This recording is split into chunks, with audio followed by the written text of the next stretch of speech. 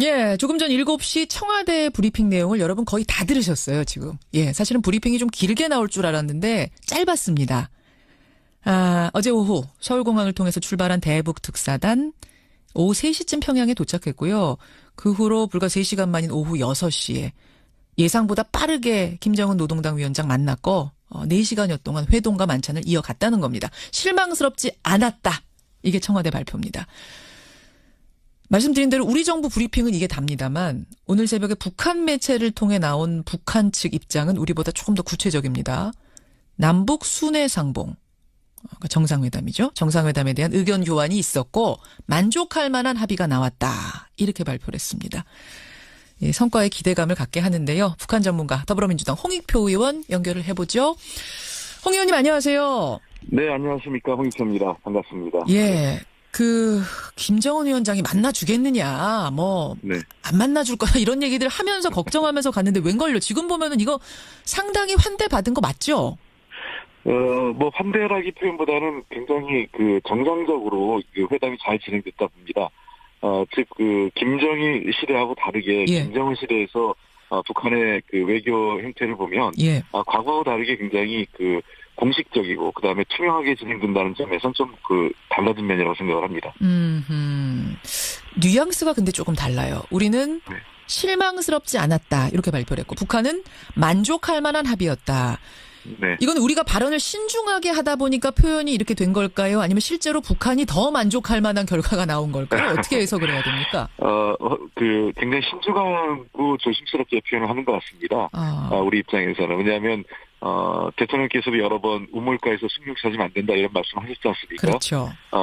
북한 문제에 대해서 우리 정부의 입장은 국민의 정서, 국민의 북한에 대한 우려도 있고 또 국내적으로 남남 갈등도 있지 않습니까? 예. 또 미국을 비롯한 국제사회에서의 입장도 있기 때문에 여러 가지를 고려할 때 보다 신중하게 그다음에 단계적으로 접근한다는 차원에서 표현 자체에서도 약간 좀 보수적 표현을 한 거 아닌가 생각합니다. 그러면 이렇게 결과를 늦게 발표하고 내용도 짧은 것도 신중함을 기하다 보니까 그런 걸까요? 그렇진 않습니다. 이게 통상적으로 우리가 과거 이제 무슨 장관회담이나 이런 정상회담을 할 때에는 대규모 방북단이 가면서요. 예. 통신시설이나 이런 걸 다 합니다. 기자들도 같이 기자가 가죠. 하고요. 예. 통신시설도 있기 때문에 즉각적으로 팩스나 또는 전화 통화를 해서 실시간으로 상황을 전달하는데 예. 이번 특사단 같은 경우에는 소수국 기자도 없고 그다음에 통신선 연결이 안 돼 있기 때문에 그렇죠. 팩스로만 상황을 전달하고 있는 겁니다. 그렇기 때문에 구체적인 내용들이나 아주 내밀한 내용들, 내밀한 어떤 중요한 합의 사항을 팩스로 보내기는 좀 부담스럽기 때문에 그렇겠네요. 지금 굉장히 어떤 팩트 위주로 사실관계 위주로 팩스를 보냈고 예. 중요한 거는 현재 합의가 잘 진행되고 있다라는 표현이 있는 것으로 제가 알고 있습니다. 그 팩스 안에 합의가 네. 잘 진행되고 있다라는 표현이 들어있는 걸로.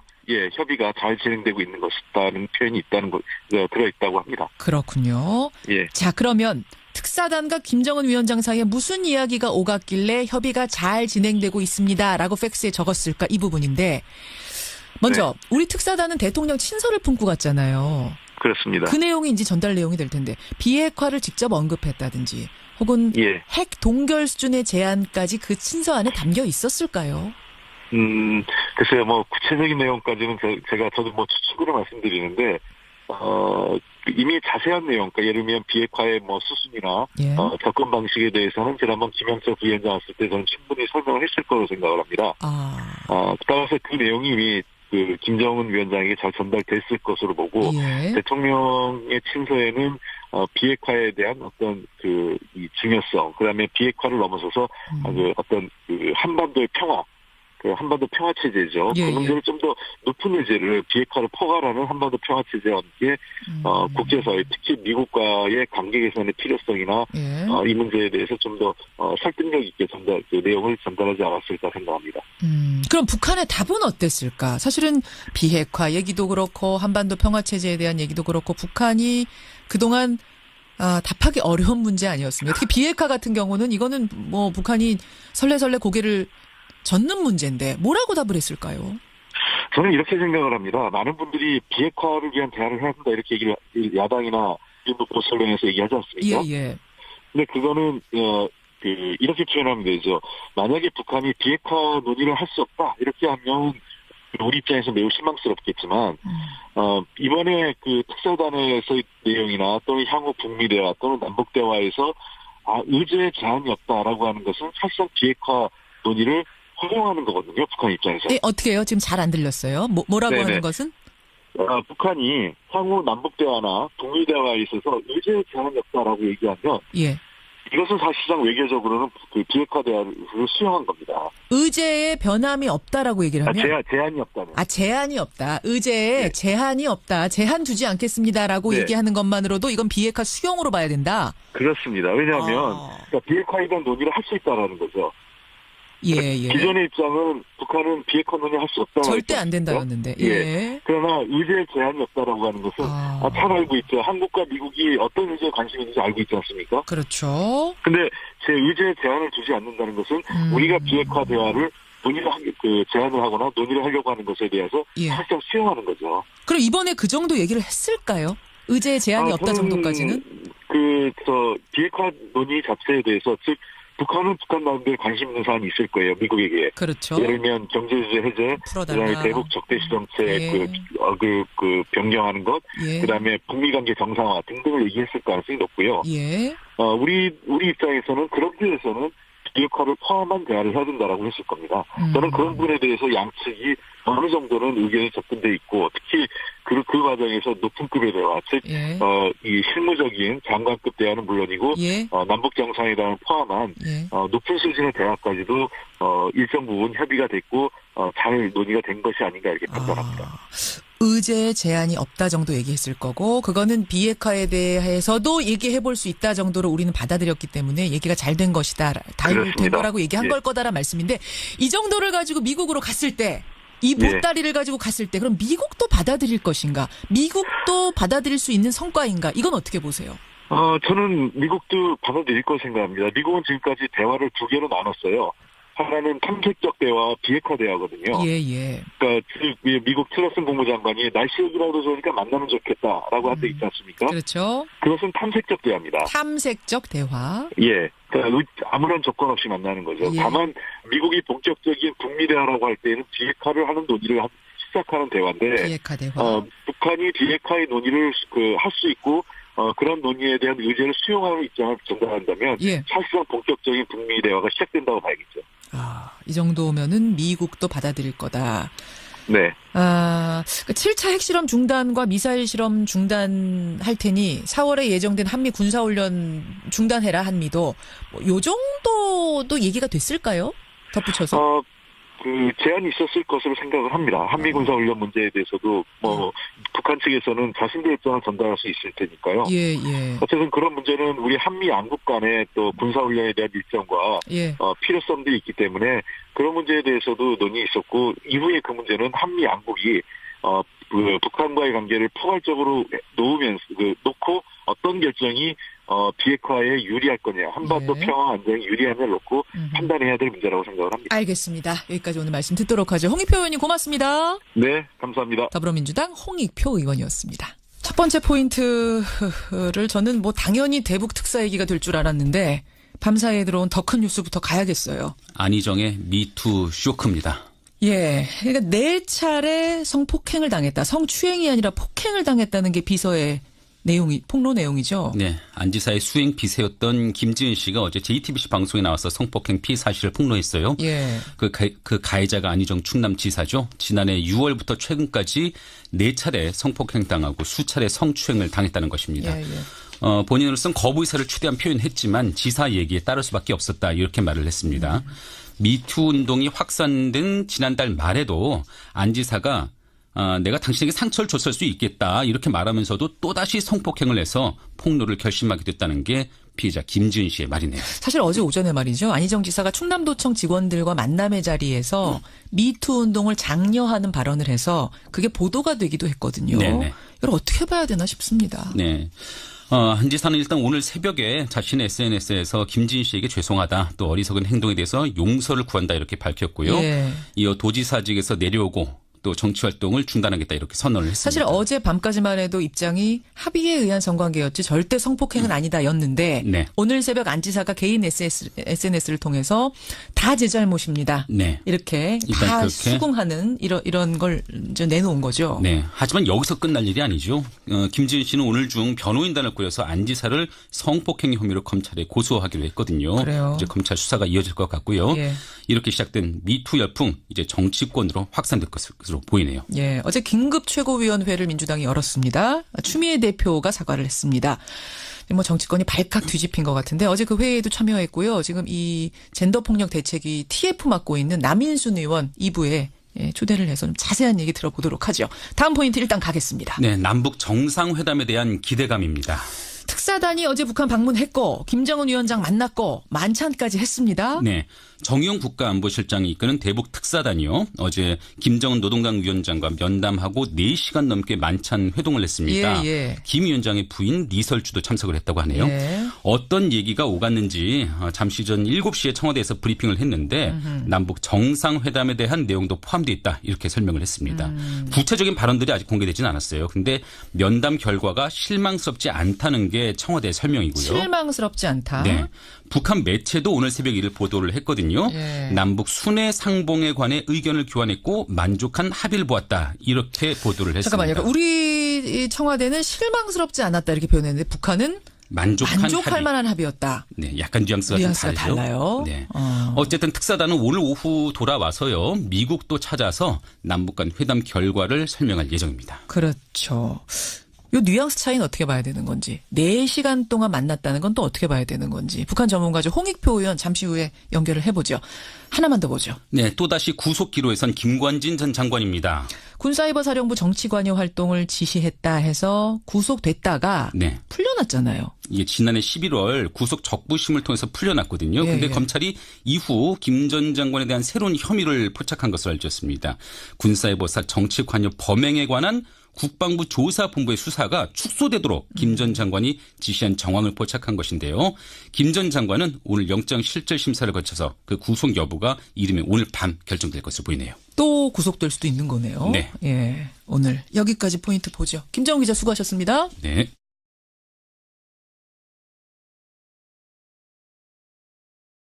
한반도 평화 안정에 유리한 을 놓고 판단해야 될 문제라고 생각을 합니다. 알겠습니다. 여기까지 오늘 말씀 듣도록 하죠. 홍익표 의원님 고맙습니다. 네, 감사합니다. 더불어민주당 홍익표 의원이었습니다. 첫 번째 포인트를 저는 뭐 당연히 대북 특사 얘기가 될 줄 알았는데 밤사이에 들어온 더 큰 뉴스부터 가야겠어요. 안희정의 미투 쇼크입니다.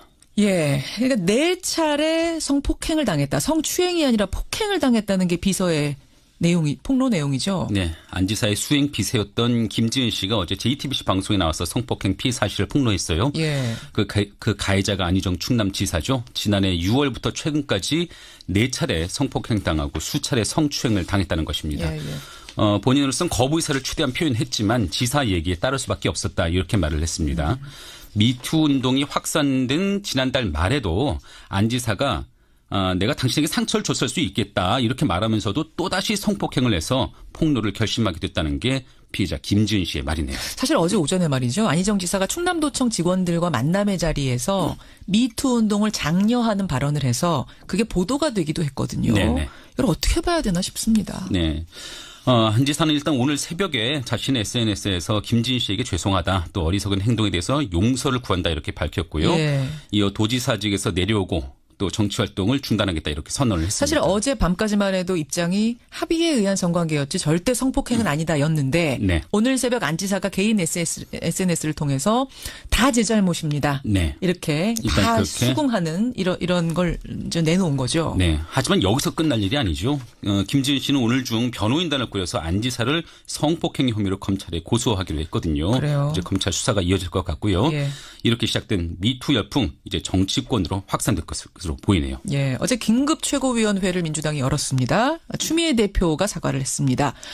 뭐 정치권이 발칵 뒤집힌 것 같은데 어제 그 회의에도 참여했고요. 지금 이 젠더 폭력 대책이 TF 맡고 있는 남인순 의원 2부에 초대를 해서 좀 자세한 얘기를 변경하는 것, 그다음에 북미 관계 정상화 등등을 얘기했을 가능성이 높고요. 우리 입장에서는 그런 데에서는 비핵 비핵화를 포함한 대화를 해야 된다라고 했을 겁니다. 저는 그런 부분에 대해서 양측이 어느 정도는 의견이 접근돼 있고 특히 그 과정에서 높은 급의 대화, 즉 예. 이 실무적인 장관급 대화는 물론이고 예. 남북 정상회담을 포함한 예. 높은 수준의 대화까지도 일정 부분 협의가 됐고 잘 논의가 된 것이 아닌가 이렇게 판단합니다. 의제 제한이 없다 정도 얘기했을 거고 그거는 비핵화에 대해서도 얘기해볼 수 있다 정도로 우리는 받아들였기 때문에 얘기가 잘 된 것이다. 다 된 거라고 얘기한 걸 거다라는 말씀인데 이 정도를 가지고 미국으로 갔을 때 이 보따리를 가지고 갔을 때 그럼 미국도 받아들일 것인가? 미국도 받아들일 수 있는 성과인가? 이건 어떻게 보세요? 저는 미국도 받아들일 거 생각합니다. 미국은 지금까지 대화를 두 개로 나눴어요. 하나는 탐색적 대화와 비핵화 대화거든요. 예. 그러니까 미국 틸러슨 국무장관이 날씨 얘기라도 좋으니까 만나면 좋겠다라고 한 데 있지 않습니까? 그렇죠. 그것은 탐색적 대화입니다. 탐색적 대화. 예. 그러니까 아무런 조건 없이 만나는 거죠. 예. 다만 미국이 본격적인 북미 대화라고 할 때는 비핵화를 하는 논의를 시작하는 대화인데 비핵화 대화. 북한이 비핵화의 논의를 할 수 있고 그런 논의에 대한 의제를 수용하는 입장을 전달한다면 사실상 본격적인 북미 대화가 시작된다고 봐야겠죠. 이 정도면은 미국도 받아들일 거다. 네. 7차 핵실험 중단과 미사일 실험 중단할 테니 4월에 예정된 한미 군사훈련 중단해라 한미도 요 정도도 얘기가 됐을까요? 덧붙여서. 제한이 있었을 것으로 생각을 합니다. 한미 군사훈련 문제에 대해서도 북한 측에서는 자신들의 입장을 전달할 수 있을 테니까요. 예. 어쨌든 그런 문제는 우리 한미 양국 간의 또 군사훈련에 대한 일정과 필요성도 있기 때문에 그런 문제에 대해서도 논의 있었고 이후에 그 문제는 한미 양국이 북한과의 관계를 포괄적으로 놓고 어떤 결정이 비핵화에 유리할 거냐. 예, 조금 전 7시 청와대 브리핑 내용을 여러분 거의 다 들으셨어요, 지금. 예, 사실은 브리핑이 좀 길게 나올 줄 알았는데 짧았습니다. 어제 오후 서울공항을 통해서 출발한 대북 특사단 오후 3시쯤 평양에 도착했고요. 그 후로 불과 3시간 만인 오후 6시에 예상보다 빠르게 김정은 노동당 위원장 만났고 4시간여 동안 회동과 만찬을 이어갔다는 겁니다. 실망스럽지 않았다. 이게 청와대 발표입니다. 말씀드린 대로 우리 정부 브리핑은 이게 답니다만 오늘 새벽에 북한 매체를 통해 나온 북한 측 입장은 우리보다 조금 더 구체적입니다. 남북 순회상봉, 그러니까 정상회담이죠. 정상회담에 대한 의견 교환이 있었고 만족할 만한 합의가 나왔다. 이렇게 발표를 했습니다. 성과에 기대감을 갖게 하는데요. 북한 전문가 더불어민주당 홍익표 의원 연결을 해보죠. 홍 의원님 안녕하세요. 네, 안녕하십니까. 홍익표입니다. 반갑습니다. 예. 김정은 위원장이 만나주겠느냐, 안 만나줄 거야, 이런 얘기들 하면서 걱정하면서 갔는데 웬걸요? 지금 보면은 이거 상당히 환대받은 거 맞죠? 환대라기 표현보다는 굉장히 정상적으로 회담이 잘 진행됐다 봅니다. 즉, 김정일 시대하고 다르게 김정은 시대에서 북한의 외교 행태를 보면 과거와 다르게 굉장히 공식적이고 그다음에 투명하게 진행된다는 점에서는 좀 달라진 면이라고 생각을 합니다. 뉘앙스가 근데 조금 달라요. 우리는 실망스럽지 않았다 이렇게 발표를 했고 북한은 만족할 만한 합의였다. 네. 이건 우리가 발언을 신중하게 하다 보니까 표현이 이렇게 된 걸까요? 아니면 실제로 북한이 더 만족할 만한 결과가 나온 걸까요? 어떻게 해석을 해야 됩니까? 굉장히 신중하고 조심스럽게 표현을 하는 것 같습니다. 우리 입장에서는. 왜냐하면, 대통령께서도 여러 번 우물가에서 숭늉 찾으면 안 된다 이런 말씀 하셨지 않습니까? 그렇죠. 북한 문제에 대해서 우리 정부의 입장은 국민의 정서, 국민의 어떤 북한에 대한 어떤 우려도 있고 또 국내적으로 남남 갈등도 있지 않습니까? 또 미국을 비롯한 국제사회에서의 입장도 있기 때문에 여러 가지를 고려할 때 보다 신중하게 그다음에 단계적으로 접근한다는 차원에서 표현 자체에서도 약간 좀 보수적 표현을 한 거 아닌가 생각합니다. 그러면 이렇게 결과를 늦게 발표하고 내용도 짧은 것도 신중함을 기하다 보니까 그런 걸까요? 그렇진 않습니다. 이게 통상적으로 우리가 과거 이제 무슨 장관회담이나 이런 정상회담을 할 때에는 대규모 방북단이 가면서요. 통신시설이나 이런 걸 다 합니다. 기자들도 같이 기자가 가죠.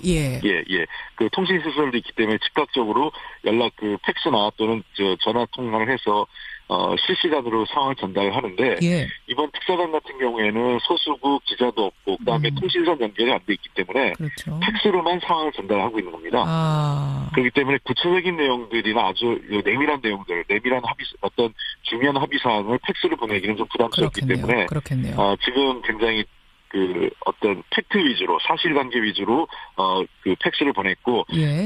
그 중요한 거는 현재 합의가 잘 진행되고 있다라는 그 표현이 있는 것으로 제가 알고 있습니다.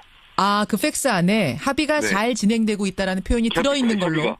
협의가 잘 진행되고 있는 것이다는 표현이 들어있다고 합니다. 그렇군요. 예. 자, 그러면 특사단과 김정은 위원장 사이에 무슨 이야기가 오갔길래 협의가 잘 진행되고 있습니다라고 팩스에 적었을까 이 부분인데 먼저 우리 특사단은 대통령 친서를 품고 갔잖아요. 그렇습니다. 그 내용이 이제 전달 내용이 될 텐데 비핵화를 직접 언급했다든지 혹은 핵 동결 수준의 제안까지 그 친서 안에 담겨 있었을까요? 글쎄요, 구체적인 내용까지는 저도 추측으로 말씀드리는데, 이미 자세한 내용, 그러니까 예를 들면 비핵화의 수순이나, 접근 방식에 대해서는 지난번 김영철 부위원장 왔을 때 저는 충분히 설명을 했을 거로 생각을 합니다. 따라서 그 내용이 이미 김정은 위원장에게 잘 전달됐을 것으로 보고, 대통령의 친서에는 비핵화에 대한 어떤 이 중요성, 그 다음에 비핵화를 넘어서서 어떤 한반도의 평화, 한반도 평화체제죠. 그 문제를 좀 더 높은 의제를 비핵화를 포괄하는 한반도 평화체제와 함께 국제사회, 특히 미국과의 관계 개선의 필요성이나 이 문제에 대해서 좀 더 설득력 있게 그 내용을 전달하지 않았을까 생각합니다. 그럼 북한의 답은 어땠을까? 사실은 비핵화 얘기도 그렇고 한반도 평화체제에 대한 얘기도 그렇고 북한이 그동안 답하기 어려운 문제 아니었습니까? 특히 비핵화 같은 경우는 이거는 북한이 설레설레 고개를 젓는 문제인데 뭐라고 답을 했을까요? 저는 이렇게 생각을 합니다. 많은 분들이 비핵화를 위한 대안을 해야 한다 이렇게 얘기를 야당이나 일부 보수언론에서 얘기하지 않습니까? 예. 근데 그거는 이렇게 표현하면 되죠. 만약에 북한이 비핵화 논의를 할 수 없다 이렇게 하면 우리 입장에서 매우 실망스럽겠지만 이번에 그 특사단에서의 내용이나 또는 향후 북미 대화 또는 남북 대화에서 의제의 제한이 없다라고 하는 것은 사실상 비핵화 논의를 허용하는 거거든요. 북한 입장에서. 네, 어떻게 해요? 지금 잘 안 들렸어요. 뭐라고 하는 것은? 북한이 향후 남북 대화나 북미 대화에 있어서 의제의 제한이 없다라고 얘기하면 이것은 사실상 외교적으로는 그 비핵화 대화를 수용한 겁니다. 의제에 변함이 없다라고 얘기를 하면? 제한이 없다는. 제한이 없다. 의제에 제한이 없다. 제한 두지 않겠습니다라고 얘기하는 것만으로도 이건 비핵화 수용으로 봐야 된다. 그렇습니다. 왜냐하면 그러니까 비핵화에 대한 논의를 할 수 있다라는 거죠. 기존의 입장은 북한은 비핵화 논의 할 수 없다. 절대 안 된다였는데. 그러나 의제에 제한이 없다라고 하는 것은 잘 알고 있죠. 한국과 미국이 어떤 의제에 관심이 있는지 알고 있지 않습니까? 그렇죠. 근데 제 의제에 제한을 두지 않는다는 것은 우리가 비핵화 대화를 제안을 하거나 논의를 하려고 하는 것에 대해서 사실상 수용하는 거죠. 그럼 이번에 그 정도 얘기를 했을까요? 의제에 제한이 없다 정도까지는? 비핵화 논의 자체에 대해서 즉 북한은 북한 나름대로 관심 있는 사안이 있을 거예요. 미국에게. 그렇죠. 예를 들면 경제제재 해제, 그다음에 대북 적대시 정책,